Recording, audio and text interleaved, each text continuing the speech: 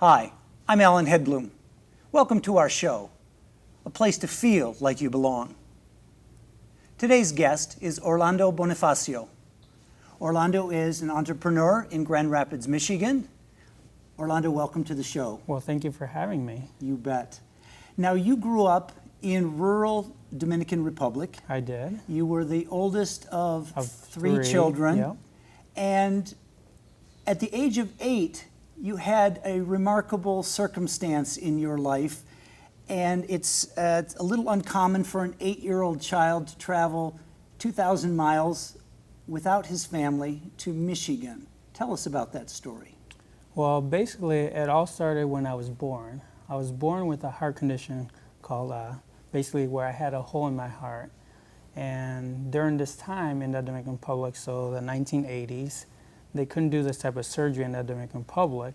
So in order for me to have a chance to basically survive, I had to come to the United States, and through this organization that we found in the Dominican Republic, they brought kids from the Dominican Republic who needed specialized surgeries, and they brought them to the U.S. to have these specialized surgeries, and they did this trip every year, and luckily enough, I was one of those kids that had the opportunity to come here, and that's how I ended up in Lansing, Michigan. So how many kids were on the plane? I would say about 80 or so. Holy cow. And some of the kids' parents came with them, but my parents didn't come with me because they didn't have enough money, because part of the deal was that they had to pay, I believe it was half of the plane ticket, and then just some of the normal paperwork down in the Dominican Republic. But once we got here, the surgery was for free, so the doctors, this was all volunteer work for them in a way. Mm-hmm. So once we got here, everything should have been taken care of. So when you got here, you were without your parents. How does that work? It was very hard because I didn't know the language. The only thing I knew when I came here was that I was going to this place called the United States. I had never flown before, never seen anything like what we have here in the U.S., and I was scared because obviously I didn't know the language. And so everything was just brand new. I remember getting off the plane and I started crying, and I had these translators, but still for an 8-year-old kid, it was pretty hard. So what calmed you down? What made you think, oh, maybe this is possible? I think it might have been my legal guardian mom, Alva Revilla. Luckily enough, she is bilingual in English and Spanish, so a lot of it she had to translate. So when I first kind of spent the first full day here. Was she a part of the program? She was not. My guardian mom and her husband, Jake McClochick, at the time they volunteered to take care of me before and after surgery. So they just did this voluntarily just to help someone out. So because of her language, I think that was one of the benefits as well, because she was able to communicate with me and also help me out through that transition. So you were in the hospital recuperating. It's this 8-year-old monolingual kid for several months. Yeah. And she and her husband came and visited you every day. As a matter of fact, I was supposed to have the surgery in Lansing, and because of, I don't know if the doctor couldn't have done it or something happened where I had to do it in Ann Arbor, and because of that, the process took longer. So I think maybe I might have had to do the surgery probably within the first month I was here. So because of that, it was prolonged to maybe a couple of months. I don't know how long, just because I don't remember the whole time frame. So you eventually healed enough to travel back. Yeah. And they accompanied you back. Yep. My guardian mom, she did come back to the Dominican Republic with me because basically I had to return back to the clinic down there to kind of sign off and say, yes, I returned and I'm good. So my mom came with me. She went through all that, and then she decided to stay with my parents for about a week or so, because their plan was to ask my parents if I could come back to the United States with them. Which is a pretty forward request. It is. Can we have your child? And I agree. Most parents probably would say no, but my parents down there, they took a chance and they trusted her enough that they would think that they would see me again. Sure. So tell us a little bit about your background, your parents. You grew up your youth was in rural Dominican Republic. Okay. So not a lot of fancy living. Nope, no, very different than here. So I grew up, actually I was born at home, and my house is all made out of wood, and the roof at the time, I guess most Americans would kind of depict it as a straw house almost, with wood siding. Okay. And we had dirt floor, we had no power, we had no TV, we had an outhouse. We had, I believe it was 3 rooms in the house. We had kind of like 2 bedrooms and then 1 main room where we used it for dining, socializing, whatever it was. And we had a separate kitchen that was used with wood. So when this very kind woman from Michigan made the proposal to your parents to say, "Can I take your son back?" They said yes. They didn't say yes right away. I think they thought about it for a couple of days, and then by the end of her trip, they said yes. And then once they said yes, she came back to the U.S., and I stayed down there because of the paperwork involved. And then once everything was finalized, she came back and got me, and then brought me back to the U.S. And the basic agreement was for me to come to the United States during the school year, so basically from August to maybe May, June. And then during the summers, I would go back to the Dominican Republic to visit them. That way I wouldn't lose that connection with my biological parents. Tell us about your first day at school in an American school. It was very hard, and because by then I only knew a couple of words, maybe hi, some food, just the very basics. But I was fortunate enough that they put us in Montessori school, so they had that one-to-one attention. So because of that, I think they worked very close with me throughout the whole time. So I think even though it was very hard for me because I didn't know everything, nor hardly anything, they were very patient enough to kind of work me through the different steps of learning a different language. And at that time, since I was 8 years old, technically I should have been, maybe 2nd or 3rd grade. I started out in 1st grade because of that. Okay. So you were the biggest kid in the class? I was, and throughout middle school, high school, I was always the biggest and the oldest because of that. Okay. So now you're spending the school year in Michigan, and then summers back with your family of origin in the Dominican Republic. So you're sort of straddling 2 cultures. I am. How does that work? It's good. I mean, it has its good and bad things. You learn to balance it.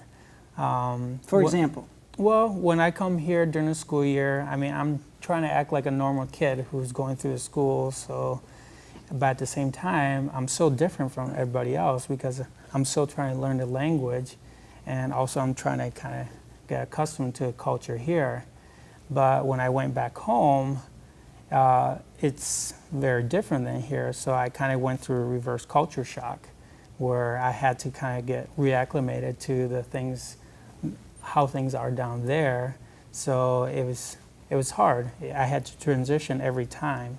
And I think at the beginning it was very hard, but over time I got used to it, and I figured that's the norm. That's my life. Sure. You mentioned that we were talking earlier that you had taken your girlfriend, your Michigan girlfriend, I did. down to the DR for 2 weeks, and trying to help her sort of navigate that cultural switch. And now that's something you do every time sort of you're down there and then coming back, so it's sort of a double whammy. It is. That happens to you. What are some concrete examples of the differences that you notice profoundly? They say, oh, I'm not there, I can't do this, or people don't behave this way. One of the things for sure is down there, and it's more prevalent in the Latino culture, is just people are just more relaxed. We're so used to the fast pace here in the U.S., and that's a good thing. But at the same time, when you change cultures or when you go to another culture and you expect things to be fast and immediate, sometimes you have to take a step back and say, remember, you're in a different culture. They do things differently. Do your Dominican friends ever accuse you of being too American? Sometimes, a little bit, yeah. And that's something that, for example, like you said, my girlfriend went down there that I had to kind of explain that you're in a different culture now. So if you order something, or if the people tell you they're going to do something, they might not do it right away like they do it here in the U.S. You might not get the same type of service because it's just a different culture. Mm-hmm. Mm-hmm. So in your heart, Mm-hmm. are you Dominican? Are you American? I mean, where do you have Where one do I foot? fall with? Yeah, within that exactly, fine line? exactly. I would say I'm really both.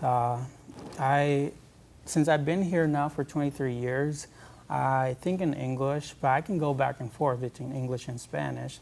So I feel like I can adapt to either one. But in some ways, I still feel like I'm more American than Dominican, just because I've been here longer. During some very formative years. Correct. Of your Yeah. life, of your life, sure. So when you were here as a student, both in middle school, high school, and then in college, you were on an F1 visa. I was. And then you switched, you got a job, and you're Yeah. now on an H-1B visa, Yes. work visa. Yep, it's about time. Okay, yeah, well, employment is good after It education, is, they say. yeah. So what are your goals? Where does it go from here? Well, the next step is just I want to create what most Americans say the normal life. I want a house with a white picket fence, in a way, with a family. So that's my goal. Would I want to retire in the Dominican Republic someday? That would sound nice, but it all depends on my wife in the future and my kids. But I guess I want to stay here. I want to work here in the U.S. and be able to travel back and forth in the Dominican Republic. And also, I want to have an opportunity to bring my parents over just to visit, just so that they have an opportunity to see what else is out there, because they never travel outside the Dominican Republic.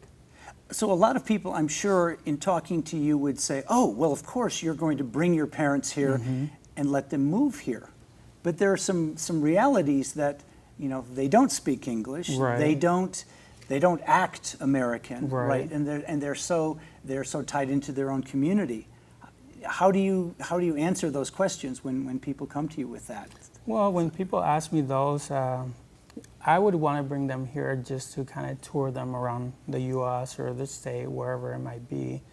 That way they can kind of see some of the other side of me in a way, because they've known me of who I am in the Dominican Republic, but I feel like I'm different here in the U.S. because it's just a different culture. So overall we behave differently. So I want to bring them over just to kind of give them a little taste. And I feel like they wouldn't want to come and live here just because, as you said, their life is in the Dominican Republic, not here in the U.S. And Their circle of friends. correct. Yeah, and then also the language barrier. If they spoke Spanish here, it might be a little bit different, but because of the language barrier, I think they're better off in the Dominican Republic. Sure. Switching topics a little bit, there's a lot of talk now about immigration reform, and some people aren't very pro-immigrant. They really don't care to have immigrants, you know, coming. They're looking at being more restrictive Right. in the United States. What would you say to those people about immigrants? I think I think you have to be open-minded and think a little bit more outside the box, where a lot of Americans think that immigrants come here to take their jobs. And maybe some do, but the majority of them really don't. They come here to do specific jobs that sometimes some Americans wouldn't want to take. So overall, I'm pro immigration, and America needs immigration, because if we didn't have immigrants coming to the United States, the U.S. population might be plateauing. So the U.S. needs it. Okay. Either way, it's good for the economy. As I reflect on your own personal situation, you stepped in with some business partners and created a business that serves a bilingual population, but certainly income tax and accounting services.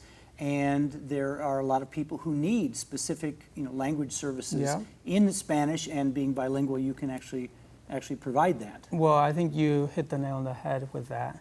And that's the main reason why I was hired through Universal and Avanti, because right now here in Grand Rapids, we need that. We need those types of people that have those specific needs. And we don't have enough educated people to serve those Hispanic people.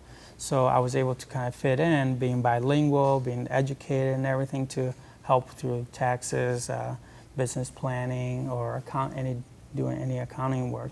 Mm-hmm. Mm-hmm. The theme of our show is belonging.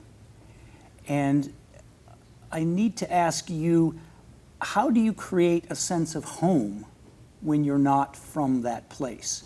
Where does that feeling come from? How can you say at some point, Grand Rapids, Michigan, I belong there? How does that work? I think you really have to surround yourself with maybe people who are alike, and whether it's your friends, family members, whoever it might be, because if you don't have this circle of, I guess, influences or people you trust, you won't feel like you have a sense of a real home. I mean, if you're having a bad day at work or whatever it might be, you want to have the opportunity to call someone or to stop by someone's and just talk about it, or just to go out once in a while. So I feel like just having those types of people around you will really give you a sense of belonging. And also having people who are open-minded and understanding of where you come from. Because there are some people that might not be as understanding. So you really have to surround yourself with those types of people. So you've got a circle of friends in Grand Rapids. You have now some business associates in Grand Rapids. What are other examples of, yes, I belong here, this is part of my life, this is where I fit in? I feel as Grand Rapids has really welcomed me, and they have really helped me grow as a person. So because of all the different influences within the city, through Grand Valley, different organizations that I've been part of, I feel like I can call this my home now. Okay. Some organizations you'd like to mention? West Michigan Hispanic Chambers is one of them for sure. Okay. Who, by the way, I didn't mention earlier, honored you for New Business of the Year. So congratulations on that. It's a really great achievement. Orlando, I want to thank you so much for being part of our show today. Well, thank you for having me. It's been a great conversation, and I'd like to thank you for joining us. Please stay tuned. We'll be coming back shortly for a segment called What'd You Say?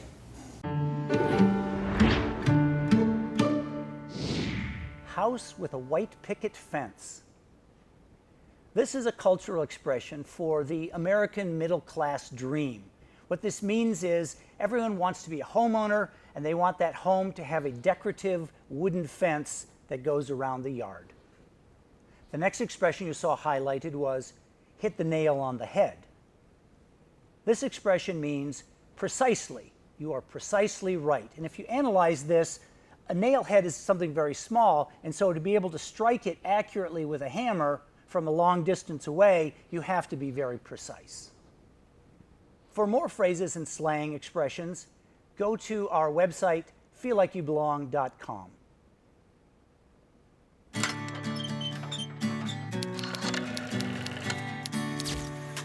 November in the U.S. is a time to honor the military veterans who served the country in times of war and peace.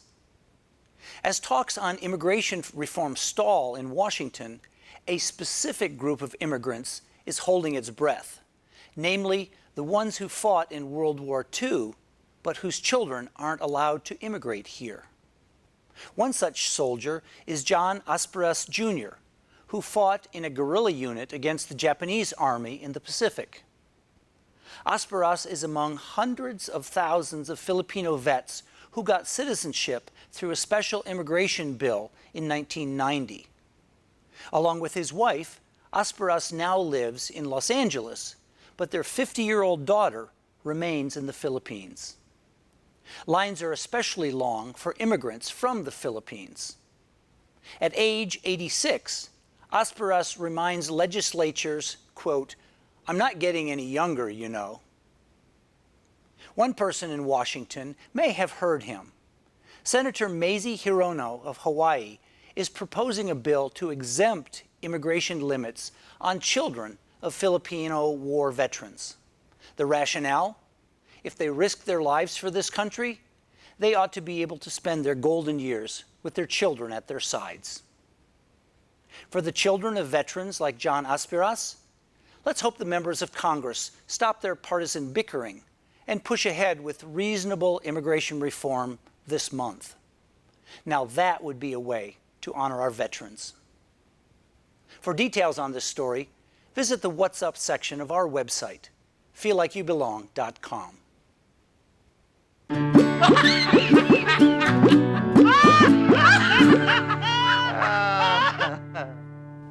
In honor of Veterans Day, our What's So Funny segment takes a look at humor derived from our military history.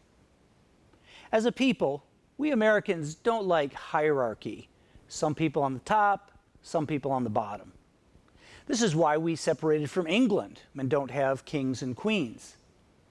However, hierarchy based on wealth and status still exists.